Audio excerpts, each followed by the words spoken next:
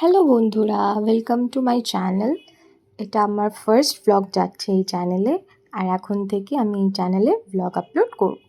তো আমার ব্লগগুলো দেখার জন্য অবশ্যই আমার চ্যানেলটাকে সাবস্ক্রাইব করে দিও, লাইক করে দিও আর শেয়ার করে দিও। আর হ্যাঁ, বেল বাটনটা প্রেস করতে কিন্তু ভুলো না। তো দেখো, প্রথমেই আমি সকালবেলার সিনারিটা তোমাদের দেখাচ্ছি যে আমার বাড়ি থেকে কীরকম লাগে দেখতে।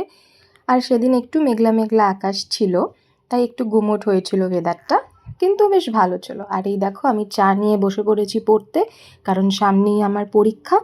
তো চা খেতে খেতে আমি পড়ছিলাম। তারপরেই চলে এলাম দুপুরের খাবারে। দেখো দুপুরের খাবারে কি আছে: ভাত, পনির, ডিমের পোচ, আলু সিদ্ধ আর টক ডাল। গরমের মধ্যে এইটাই একদম বেস্ট খাবার। তো চলো খেয়ে নিই। খাবার পরেই দেখো আমার মা কত ধরনের আচার বানিয়ে রেখেছে। তো তিন ধরনের আচার আছে, আমি ঠিক নামটা জানি না, কিন্তু প্রত্যেকটা আচারই খুবই সুন্দর খেতে হয়। তো আমি অনেকবারই খেয়েছি।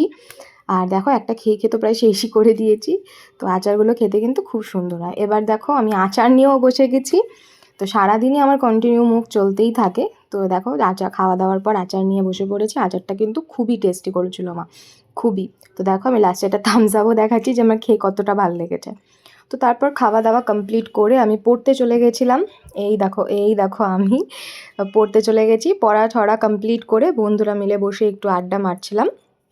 তো ওটাই তোমাদের সাথে শেয়ার করছি। আমার ফ্রেন্ডসরা আর ক্যামেরার সামনে আসতে চায় না, তো ওদেরকে আর দেখালাম না। তো আমার দেখাচ্ছিলাম যে আমি যেখানে পড়তে যাই সেখানে রাস্তাঘাটটা কীরকম।